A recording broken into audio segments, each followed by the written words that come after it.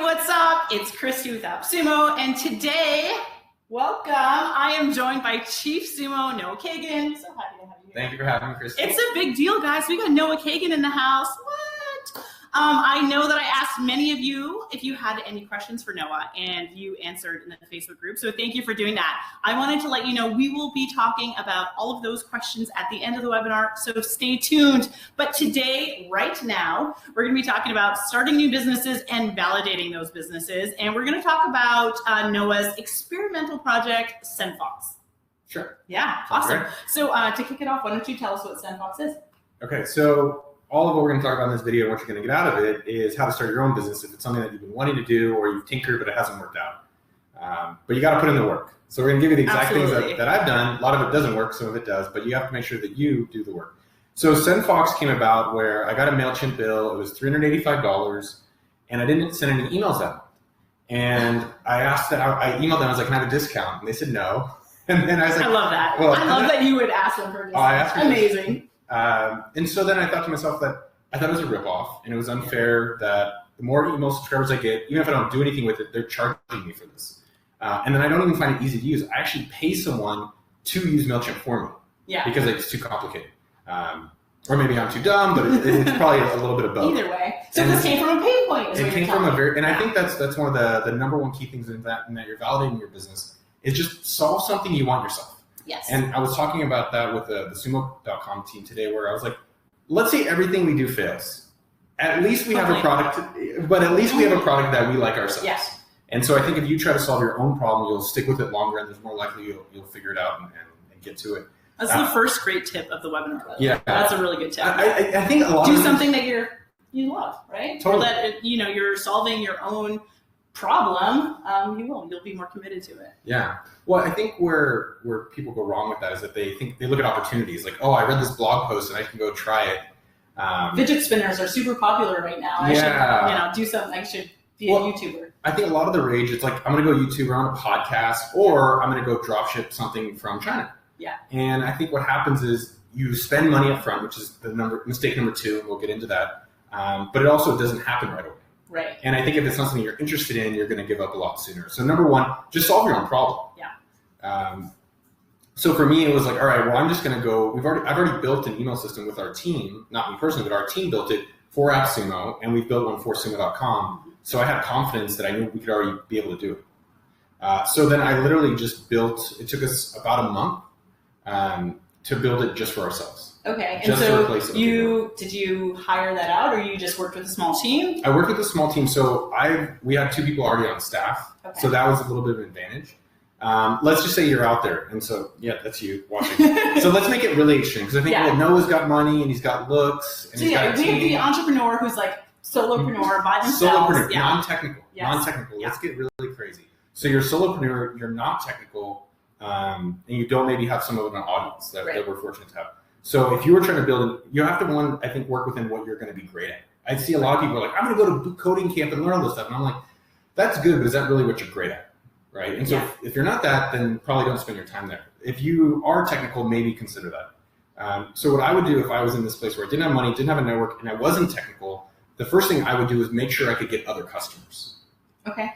So does that make sense? Yeah. So what happens is you're like, oh, I'm going to build this for there's 2 people. There's a technical person. What they do, that's you engineer because you're smart, is you code for hours. You're like, I'm going to make this cool product. But here's what you do. You spend 5 months on it. And you keep working on it because you don't have to, there's no fear. And there's no failure because you're coding. And it's fun. But that's your problem is you're going to spend too long on it. The business person, the non-technical, what they're doing incorrectly is either they're overpaying for their tech, which is a big mistake, and B, they're not going and getting the customers ahead of time. So if I was non-technical, I would at least try to get 3, but not 10 people who will pay me. Okay. And not like, I'd be interested. No, it's like, give me $5. So should they do this like as soon as they have the idea, yes. or should they start to build something first? So what I've always recommended in validation, with the SendFox example specifically, I just wanted an affordable MailChimp replacement. Okay. Killer. Yeah.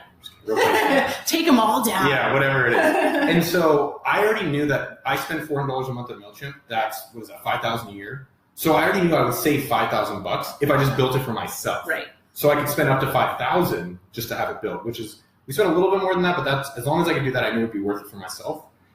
For everyone else out there, I think what you should do, most importantly, is not spend a lot of money. Right. And not spend a lot of time. And that's a common mistake when people are starting businesses. They're saying, I'm going to spend 2 months on it. I'm going to spend 3 months, 6 months. Really, you should spend a week.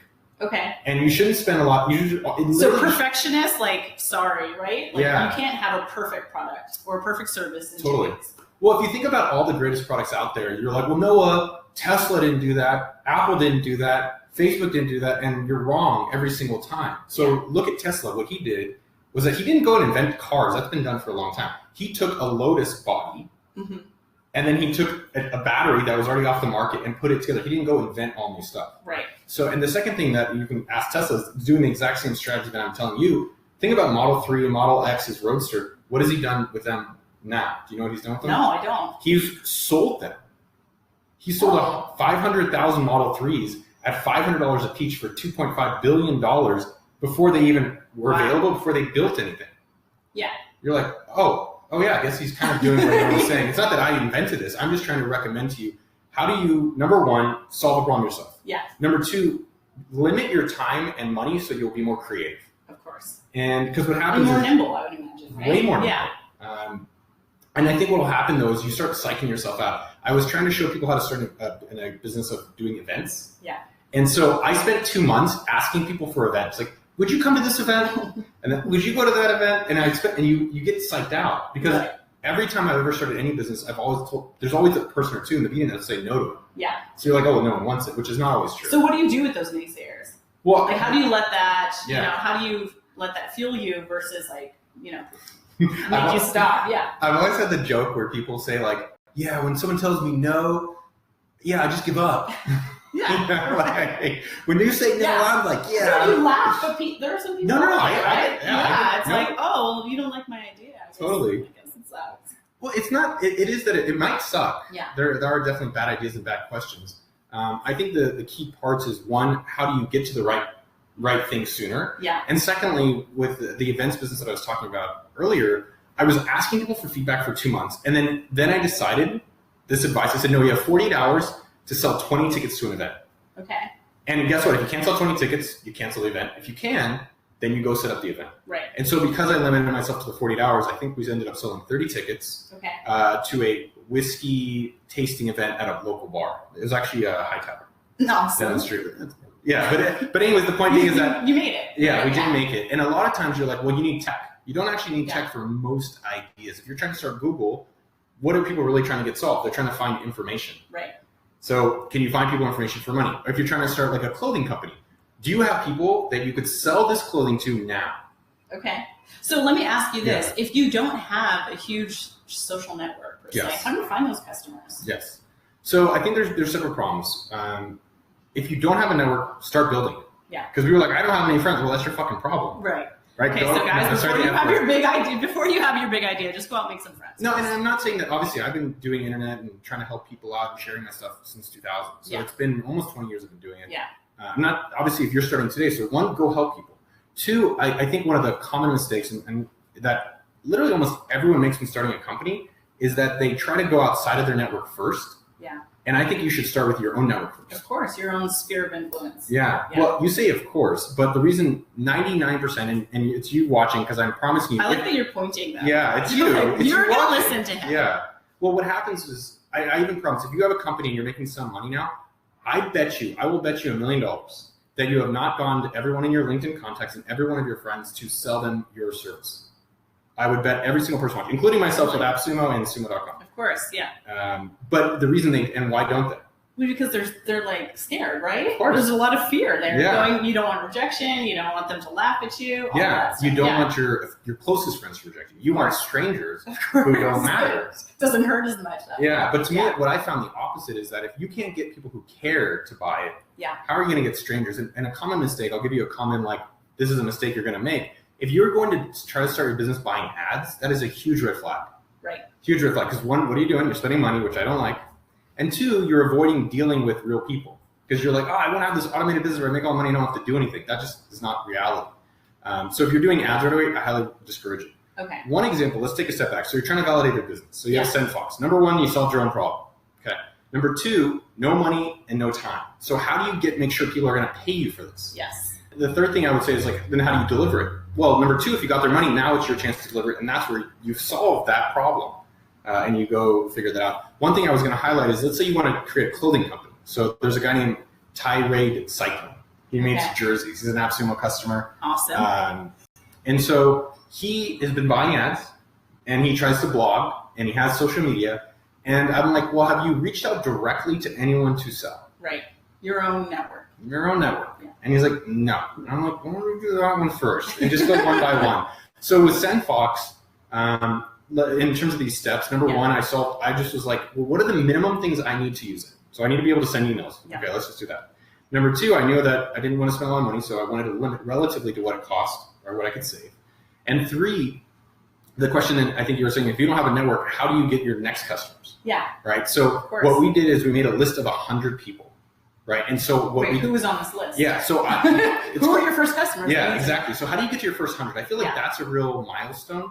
So literally what I did is, one, I wrote myself, and then I didn't try to blog it. I didn't email it out. I went through and I just searched my inbox for other mail providers in my inbox. And then every one of my friends who is using MailChimp or anyone else, I just put on that spreadsheet. Wow. Yeah. Or if someone sent me up for the newsletter, I was just like, hey, you're using MailChimp. Can I upgrade you to something else? So this is like real work. This is not like you said, buying ads. Like you have to get in and get your hands dirty to actually like launch this. But it's okay. This is the secret to his success right now. I wish there was more secrets. I keep buying books and things to find more secrets. I'm watching webinars or I'm learning anything. And the only secret is hard work. Yeah. Which sucks. Sorry, that's top secret. Yeah. But the point that I would say is critical in the beginning is like when I started AppSumo, or when we started Sumo, or starting SendFox, or starting Sumo Jerky, or any of these things, I think it's actually beneficial to be super manual and super understanding of every component of the business, so that you can then hire other people or automate those parts. I think a common mistake when you're starting a business is people are like, I want to use software so I could spam a bunch of people to buy my thing. Because if I had this automated mailer thing, I could spam everyone to buy it. And the thing that they don't do is like, well, has that worked manually first? Right. Okay. So we're going to do the manual work. And then once you've launched and validated, then you can use all the AppSumo tools you want. Yes. That's what you're saying. Well, I think what AppSumo, the way I've looked at it, it's kind of like a turbo booster on a car that's working. Yeah. I think a mistake some of the Sumo links make is they buy the product thinking it's going to solve or it's going to save them. Yeah. What I think it's better for is like you have a car, it's getting going, and now you want to accelerate. Right. And you want to have something that's going to really move your business forward. So with SendFox, the 100 customers, this is the part you may not even like even more. I got on the phone with most of them, either me or David. Gosh. I know, we had to talk to people. This internet thing sucks. What? I know. I'm going to go back to You're on the phone and you're doing an internet business? Stop the madness. Well, and I think what's interesting is that I think one of the things one of the questions that Alona was asking and talking to us about is that how do you know if your idea sucks? Yeah. Right? And so I think the great thing is that if you're doing this stuff, you're not spending a lot of money, you're solving your problem, you're going to people, and you can't find anyone. Yeah, okay, that's a huge it's going to be a lot harder to find other people if you can't find people. The second thing, No, I was going to say, so when you get these people on the phone, are you trying to sell them, or are you trying to find out like what makes them tick when it comes to their own email providers? So I think what was really interesting from that, I was thinking about my buddy Nick Gray. Nick has spoken at SumoCon, and Nick is using MailChimp. And I said, hey, Nick, why don't I save you, I think it was like a few $1,000s a year, and we'll do everything for you, and we'll move it over, and it's great. And Nick was like, no, I'm not that interested. And there was a lot of people, which is great. Right. And so I think the part that you're trying to get to is how do you get to some, because everyone has money. You have money, Alona has money, you have money. Everyone has some money. Right. But it's just what's important. And so for Nick, it's not important for him to save like $1,000 a year. He actually wants to either increase his reach of his audience or automate his marketing so he's not spending an hour or 2 hours a week to craft the emails. Right. Another friend of mine, Billy Murphy from foreverjobless.com, he spends $2,000 a year on Aweber. And I said, okay, we'll be $200 a year. $1,800 back in your pocket, and you literally don't have to do anything. And he said, no, I've got enough. My priority is my book. I don't want to do anything else. Okay. And so now you have to now you either have to change your value proposition, right? Which is save money and make it more robust or something that they're looking for, or find your target demographic who's only concerned with saving money. Yes. Okay? So I think that's it's maybe a different way of saying it, but that is right. I think what you're trying to find is what is so critically valuable or undeniably valuable to a specific audience. Right. It's obviously great if you can do that in the beginning. I think when you start businesses, it's really hard because we get so greedy and we're just blown away that someone's giving us money. Right. So it's like you don't want to turn anyone away. But I think where you get your real advantage is if you find a specific customer with a specific problem. Yeah. So you go to people who are using MailChimp and maybe that they are fitness people, or you go to MailChimp and maybe they're info marketers, or MailChimp and maybe they're YouTubers. Like, so for one of the demographics we found that was very valuable was podcasters. Okay. Because I have a podcast. Noah Kagan Presents podcast. Check it out. But the point being is that, like, right now we're not differentiated. It was like price. And price alone in the past, which other companies have done, have been significant enough. With SendFox, it wasn't. So we started noticing podcasters might be using it. And maybe they'll use it if we can help them drive new listeners. Gotcha. And so how do we help them do that? Because that's something that they will pay for and they will go crazy about. Of course.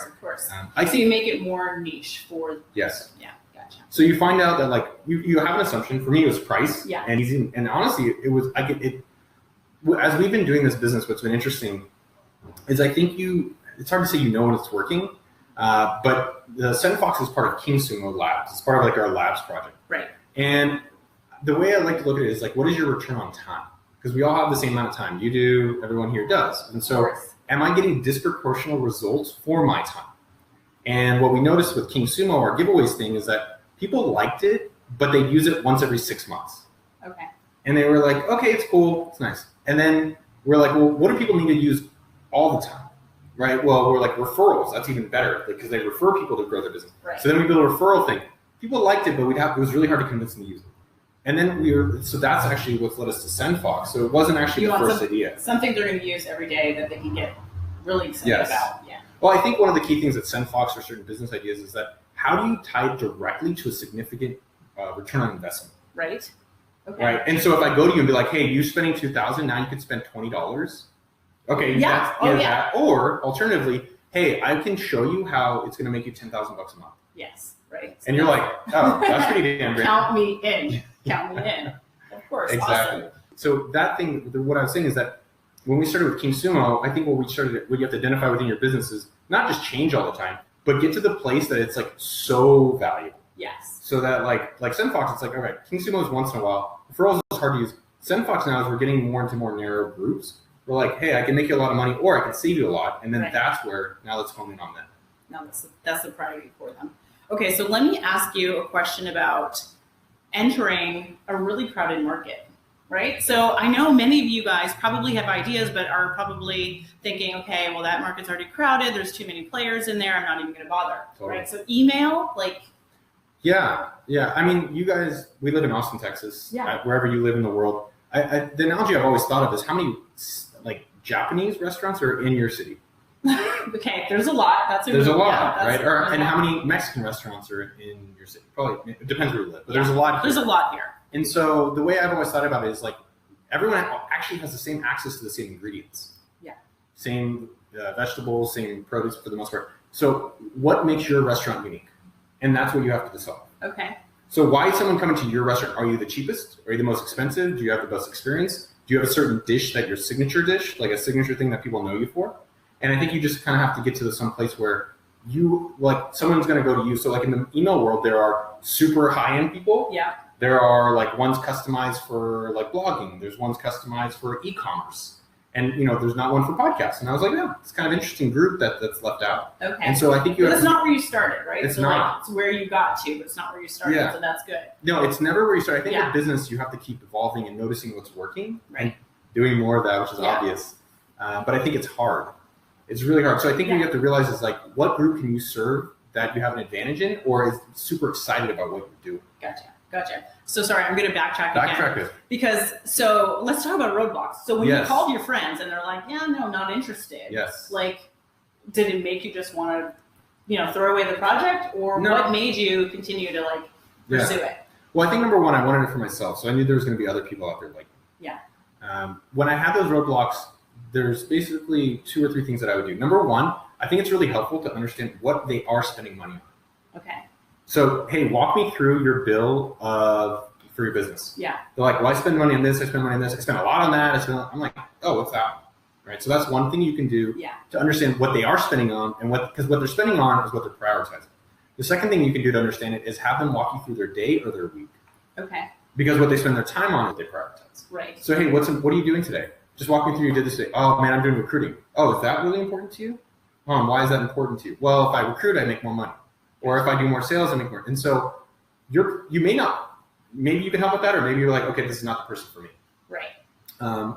So that's kind of what I'm looking for. If I talk to someone, what are they spending money or time on? And to see if they're your target demographic. Right? If there's something related to what I want to solve, that's for them. Gotcha. The other thing that I always do is that when I get rejected, I ask for a referral. Ooh, interesting. That's another. Yeah. So every rejection is a referral, which is, and it's not. I try not to make it uncomfortable. I'm like, it sounds like this is not for you. And referrals have to be very specific. Who is someone else that uses MailChimp? Or who is someone else that has a newsletter? Mm-hmm. The easier, or like let me ask this: who is someone else that is female? You're like, oh, Alana's female. Right. So a lot of times people ask for referrals, are like, hey, who's someone else I should talk to?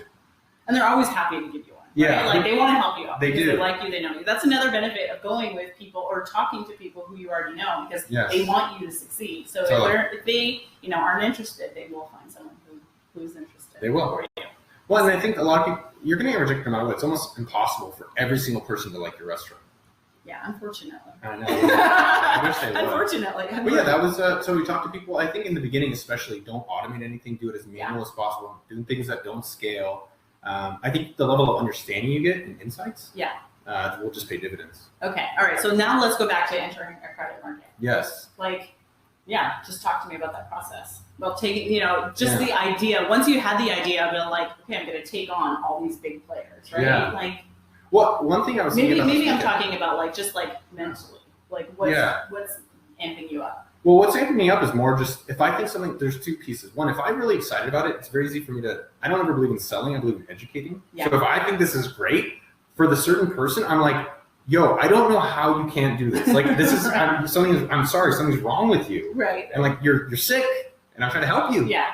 The other thing I think about in a crowded marketplace is that every company has an Achilles heel. Okay.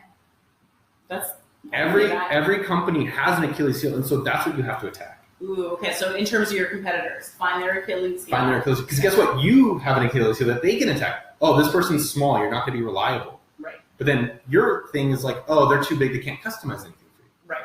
And so that's where you need to think about, like, what can I do that this guy, MailChimp or whoever, can't do? Okay.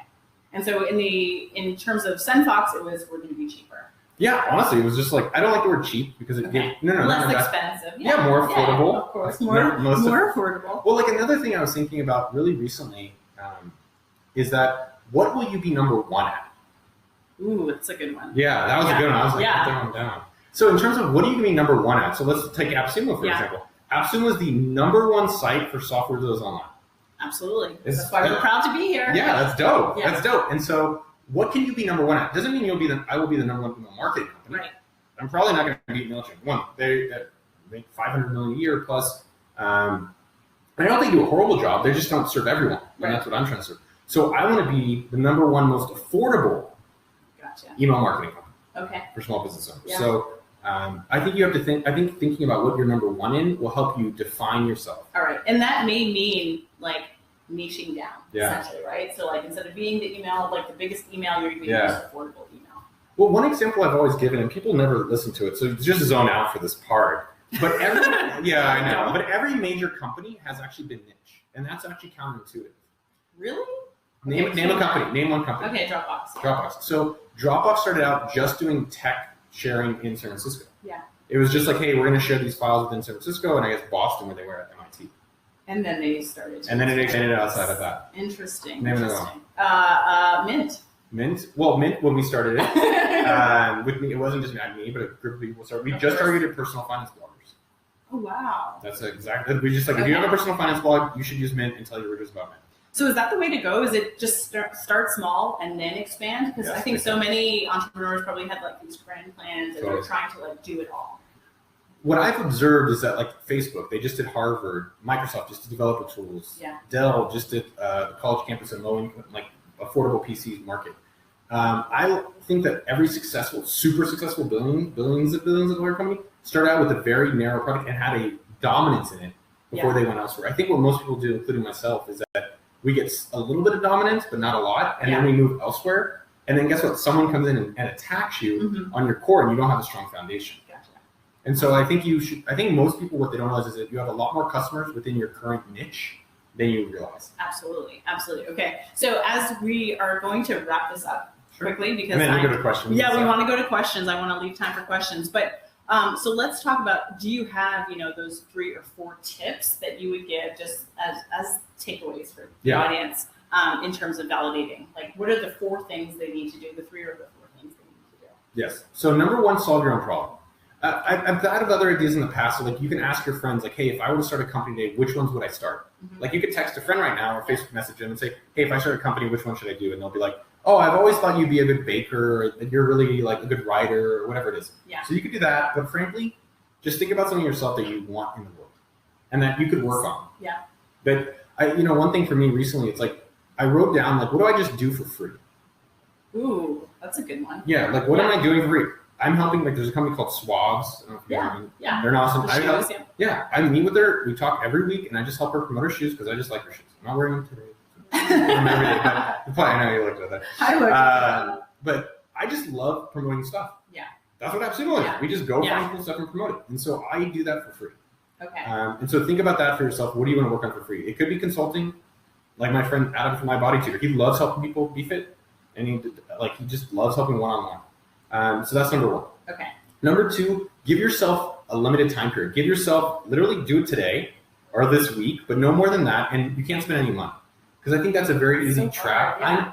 I want a website and a logo and branding and all of that stuff, right? Well, you want to look professional right off. Totally. And there's every single person, and we did monthly 1K, and I've taught a lot of people this, and I've done it myself and made a lot of mistakes myself.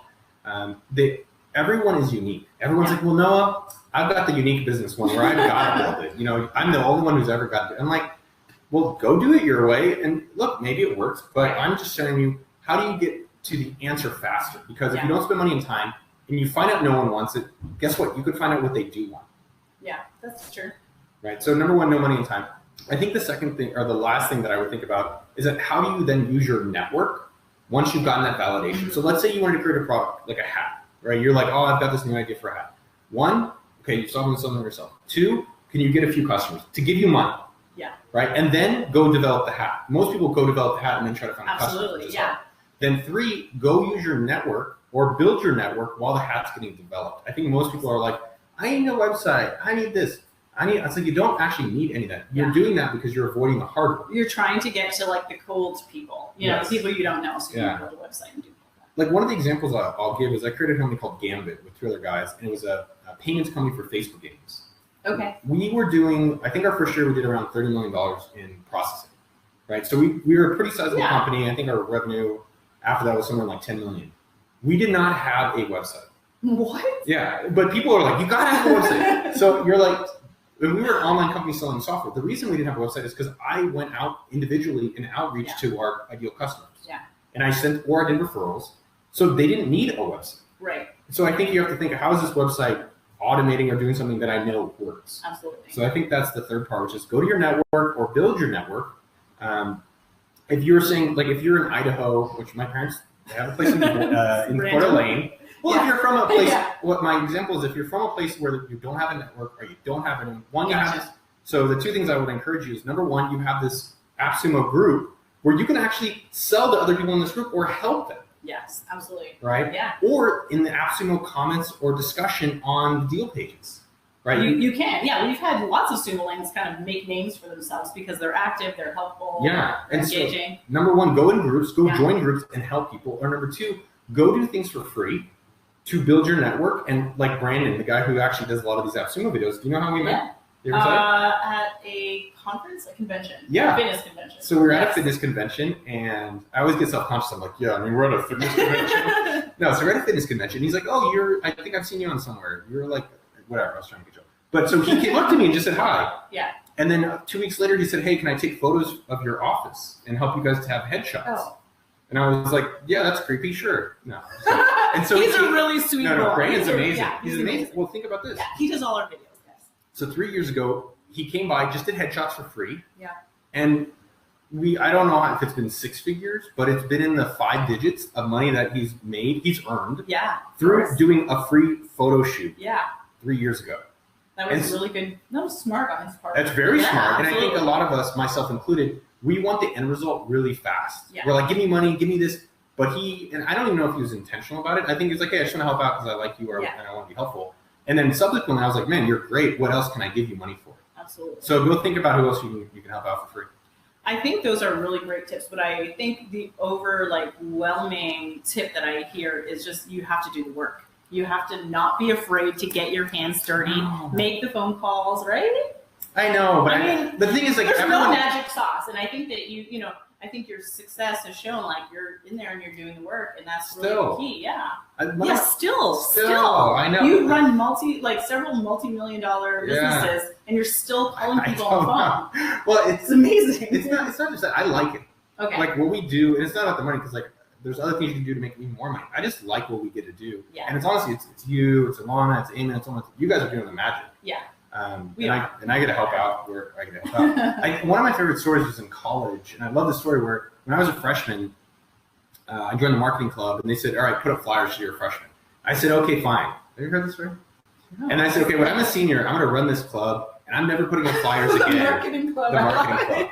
And so not the football team, the marketing club. Badminton. I was in ping pong. So anyways, so we're doing that, and then I actually, junior year, I become the VP. So junior year, I get to one of the higher levels. And guess what happens? Everyone has to hang up the posters. You still put up the fucking flyers. There's never a time you're not putting up the flyers. And so I think it's just find the things that you're interested in doing so you don't mind putting up the flyers. At any stage of the business, right? Don't find something that you don't mind doing, like all jobs. Yeah. I mean, I think something with the Sumo group, with appsumo.com and sumo.com and the things we've done, we've been around 8 years. I want to go talk to individual customers because honestly, I'm just like, you have a cool business. Like our job is to help you grow your business.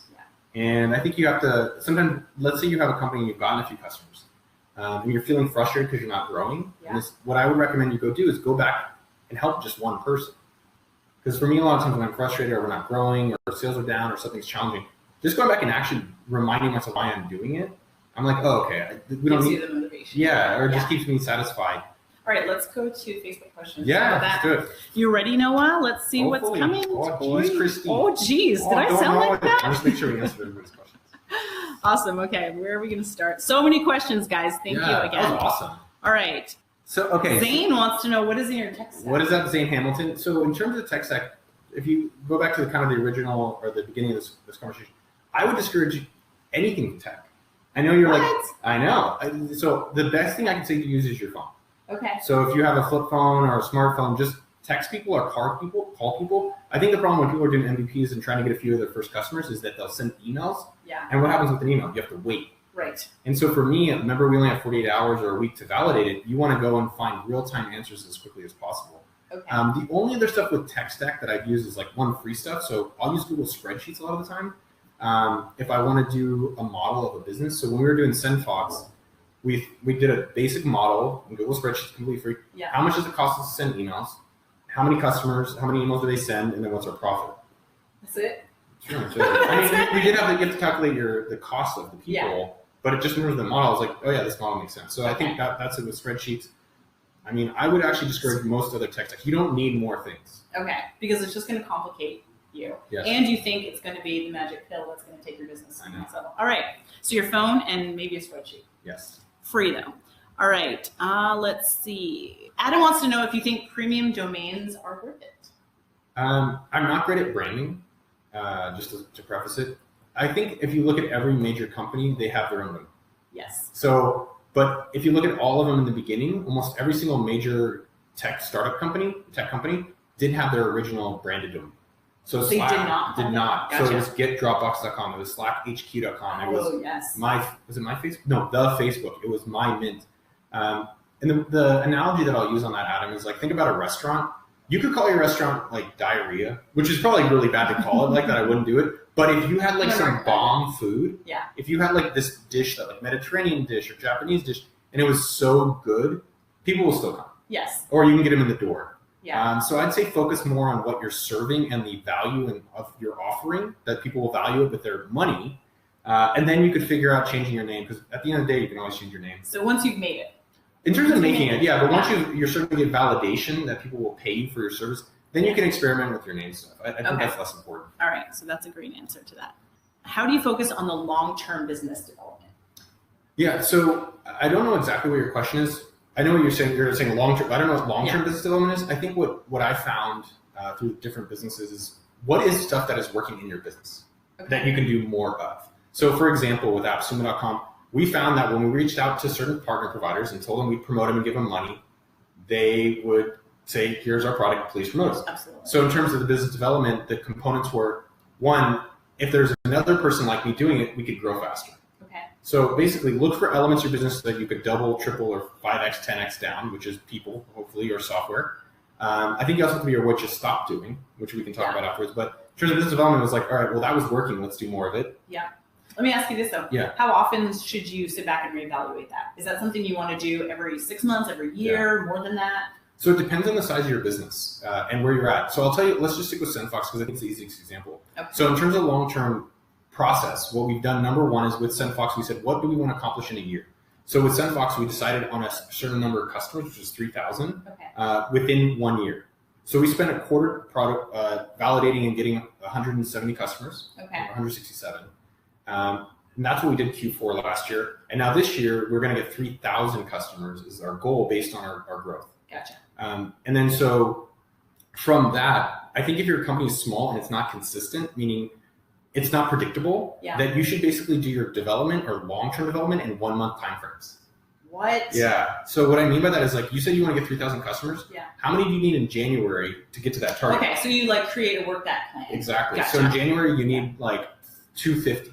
Then you have to say, okay, well, what can I do in January to make sure I get 250? Gotcha. And then basically, because you're not having a lot of consistency yet, keep your time frame short so that you can make changes as fast as possible. Okay, so it's long-term development in like short-term increments. Yes. Gotcha. The only thing, well, should we talk about SendFox at the end of what we're doing with it as a company?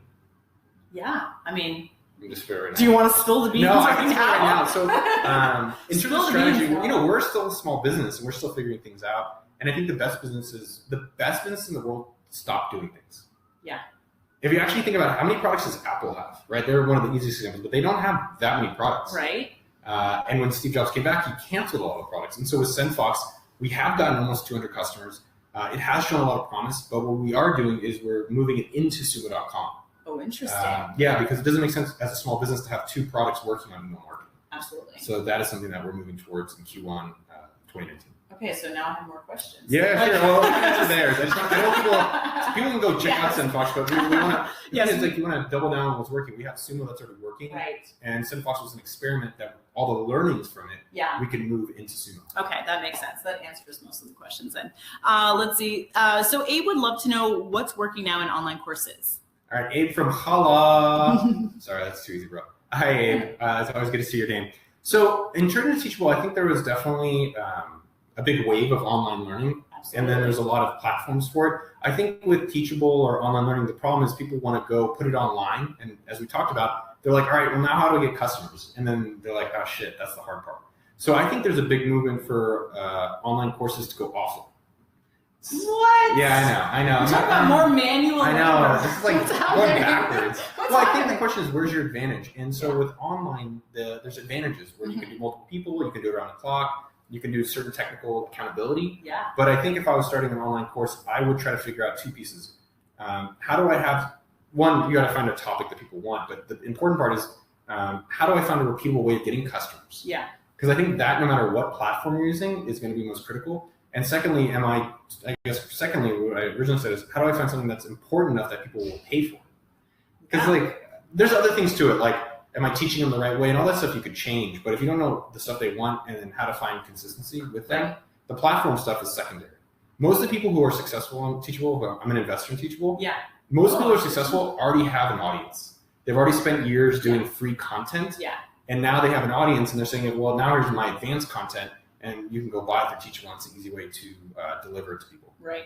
So it's so courses are probably better for those who already have an audience, right? Yeah, it's not to discourage people, and I think a course can work. I would say for an online course to work, you either already has to have some distribution because there's so many. Like go to YouTube and just search Google. There are courses. Go to YouTube. It's free. Almost all of them are free. And so you have to have some type of unique advantage. I think offline is a unique advantage because not everyone can be in your area. Right. Number 2, do some stuff free and see if you can build an audience around that.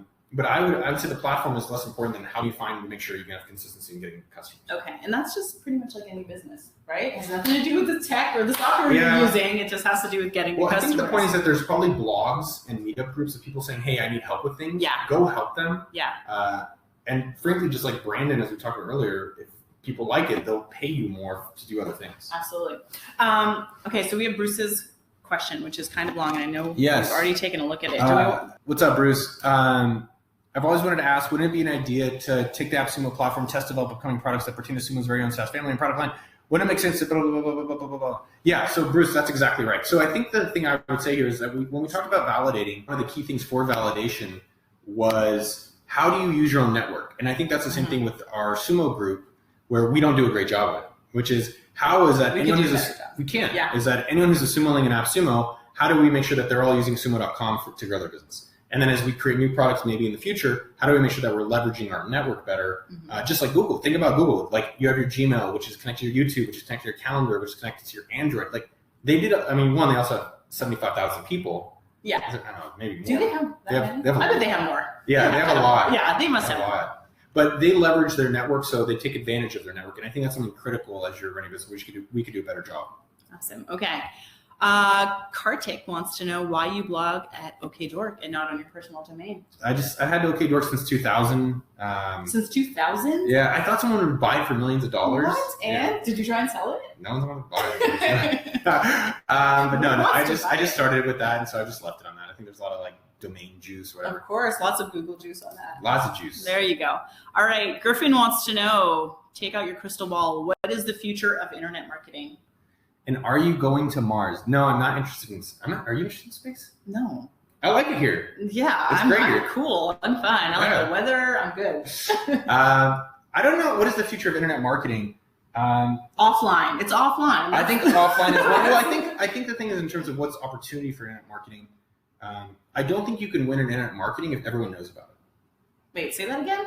You cannot win if it's a market.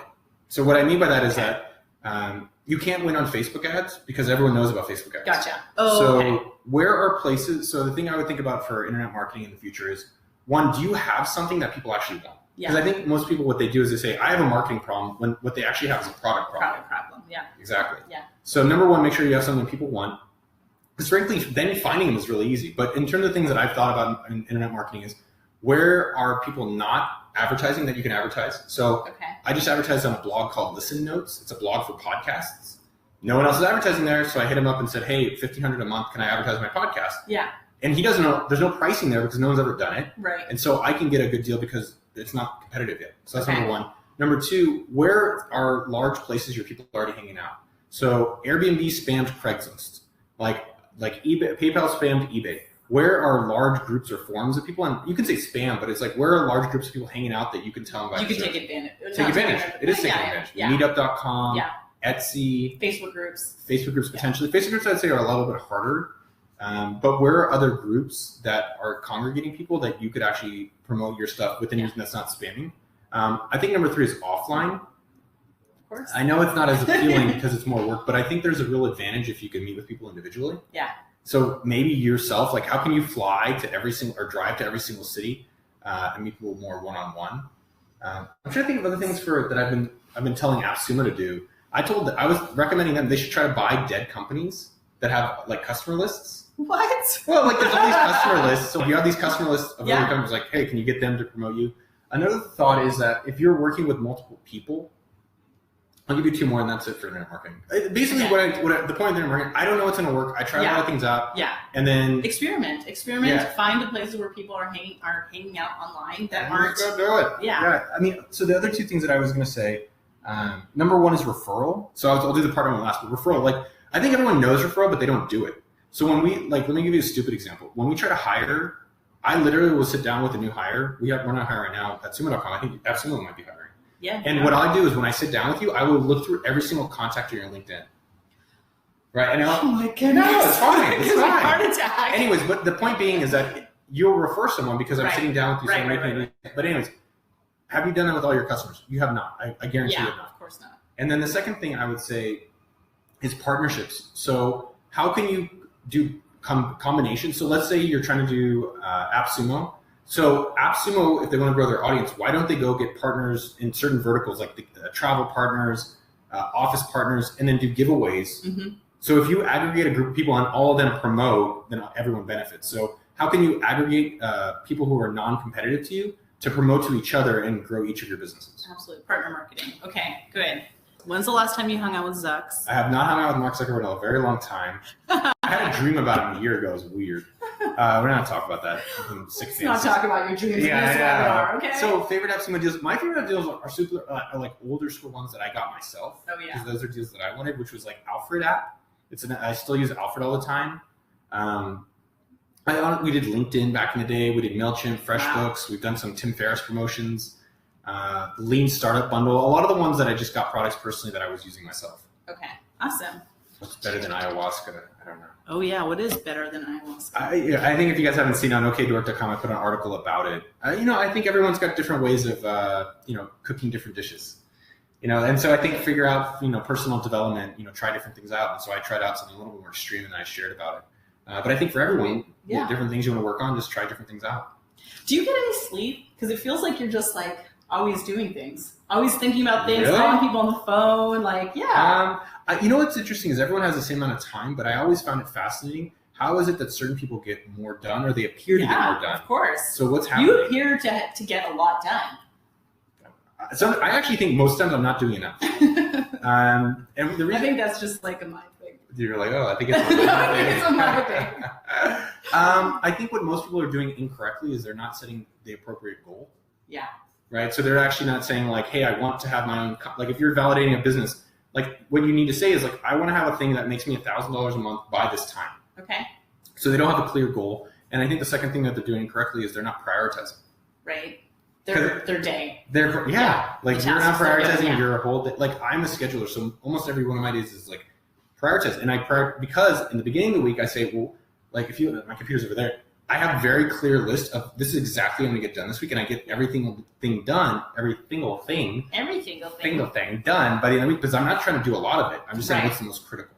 Gotcha. And I think most people, if they're thinking about they're not doing a lot of great things, it's because they're just not prioritizing correctly to what their goal is. Okay, that makes sense. Awesome. So I think we've answered most of them. We do. No. So one of these questions is actually interesting. There's been a few deals over this year where we've helped companies sell, and it's almost hard for them to support all the Sumolings. Yeah. It's new problems that, I think in every business, every company has problems. Yes. And I think that's what makes business interesting, because you solve it and you move on to the next level of problems. Absolutely. So that's things we're working through in terms of some of the developers that we've worked with and the challenges that they face from some of the customers, from us bringing customers. Partners. Yeah. Awesome. All right. So thank you for doing this webinar. Yeah. We really appreciate it. And thank you guys for asking these questions. You got all of the business generating ideas and validating tips from Noah Kagan. It's kind of a big deal that you're sitting down. No, it's awesome. So we appreciate you taking the time to do this. And guys, thank you for tuning in, and we'll see you next time. Bye.